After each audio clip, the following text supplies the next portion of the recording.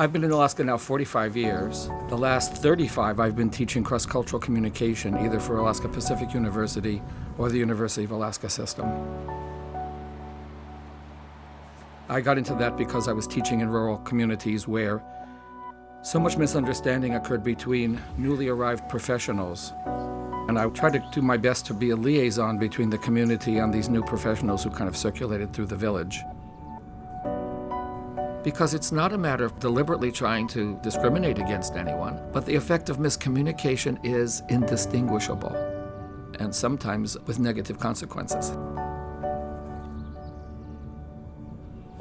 It's not just fish and wildlife, it's the dominant culture coming to impose itself on the local one with very little appreciation for what the local culture represents.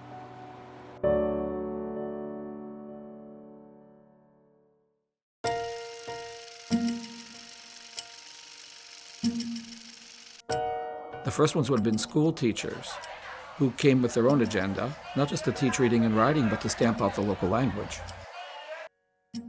To punish kids for speaking the only language they knew, to give them instruction in a language they didn't understand, and then penalize them for not doing well. A village is a community where everybody knows everybody's voice. Everyone is so familiar with everybody else. You deal 99% of your life with people you've known forever. And then this stranger comes in. You're not used to dealing with any kind of stranger, let alone a stranger from another culture, of another race, from another part of the world. It's triply intimidating for the person in a local bush community. I think it has to be broader than just fish and wildlife. It's the way non-natives coming to the village to do any kind of professional service are viewed. One bad experience in the villages can cause bad feelings in many surrounding villages. What I would like to see for the law enforcement to work with our people, first of all, to be polite, to be courteous, and freely explain what their duties are and why they're doing it, so that the person that they approach understands, I'm only here to enforce what the wishes of your people have written for the protection of those resources that you are harvesting, so that you continue on to harvest these resources for the future to come. I don't think we can rid it because the miscommunications are going to happen, but we can spot it as miscommunication and not stupidity or deviance or dishonesty, because that's how we analyze it now, purely on the basis of cross-cultural miscommunication.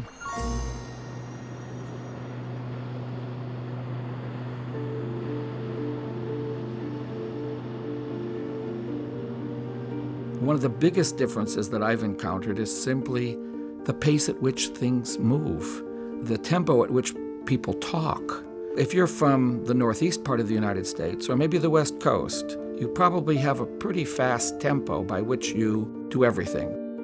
It's probably going to be faster than the Alaska Native rural person. This is a huge difference when it comes to conversations, because when people think that the other guy is waiting too long to answer, their gut level response to that is they're not telling the truth.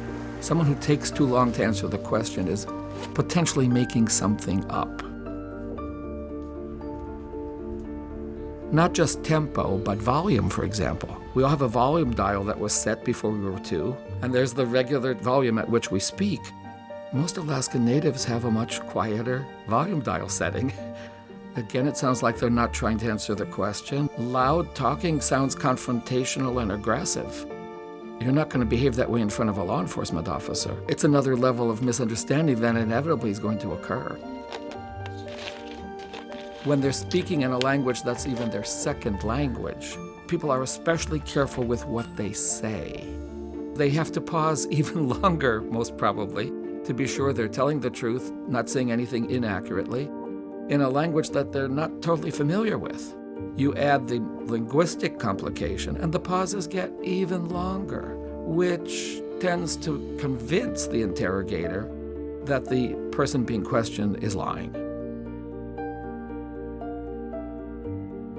When you're from a traditional culture, it's what you say that's binding, not what you write or sign. Because you respect authority, when someone in authority tells you to do something, like sign this, it's for your own good, the tendency will be to comply unless you realize how serious it will be once you put your name on a confession.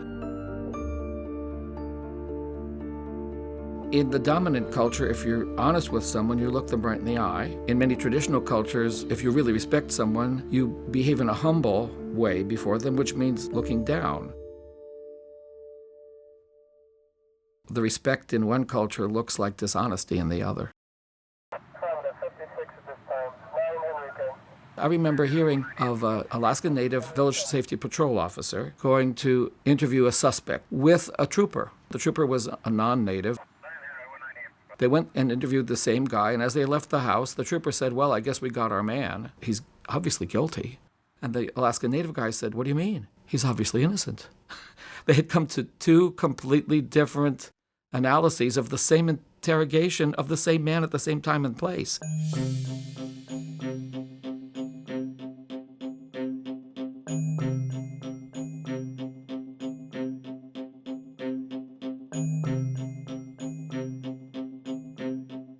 In this first scenario, you'll see that I am interviewing a non-Alaska Native suspect.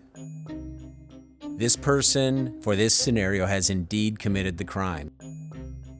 I am asking questions in the interview phase and assessing verbal responses and nonverbal responses. So last week, I was patrolling just downstream from your hunting shack, maybe a quarter mile, and I found a cow moose that had been wasted, shot and wasted. Do you know anything about that? No, I don't know anything. You know pretty much everybody along that stretch, correct? I know a few people. Then you must have some idea. Do you know who would have done this? No.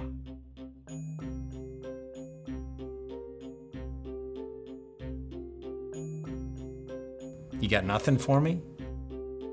That's not my business. I think it is. I think it probably is your business. I think it's important to all of us.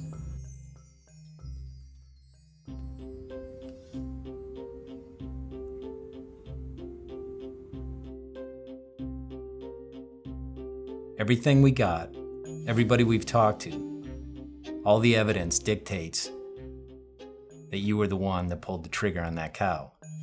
In scenario number 2, the interview I'm conducting is with an Alaska Native.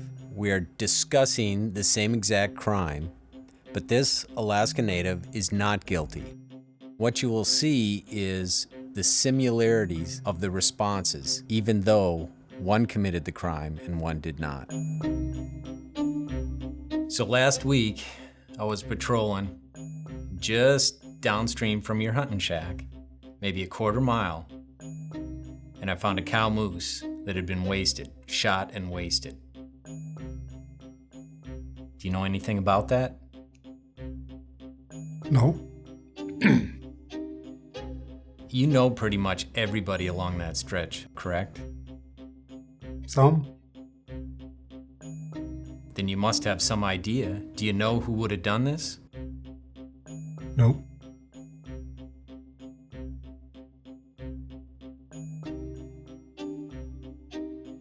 You got nothing for me? I don't know. It's none of my business. I think it is. I think it probably is your business. I think it's important to all of us.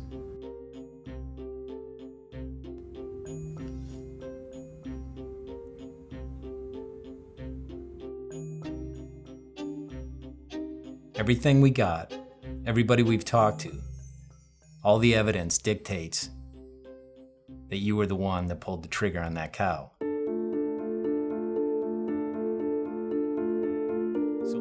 The whole idea behind this video is to be aware that in the Alaska Native culture, it can be very common that the verbal and nonverbal displays that may come from Alaska Natives may be similar as a non-Alaska Native suspect that was indeed guilty.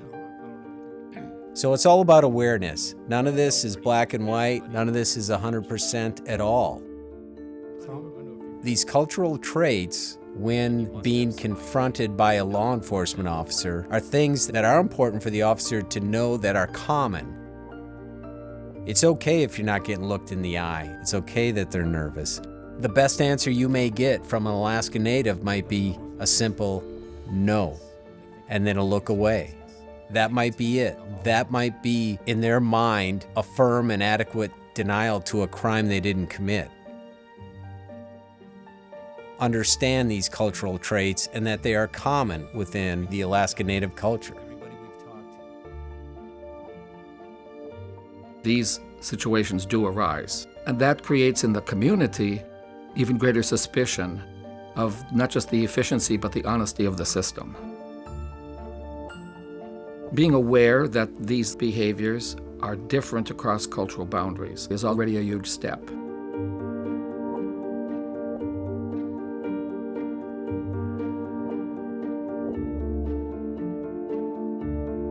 We must all work together.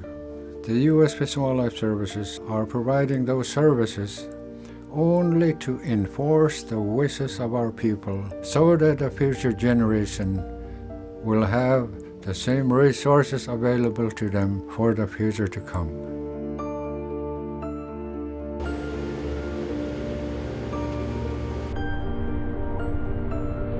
Building relations between Alaska Natives and particularly law enforcement is huge. It is important that we do everything we can. We build trust among the folks that we serve. It's important to get it right.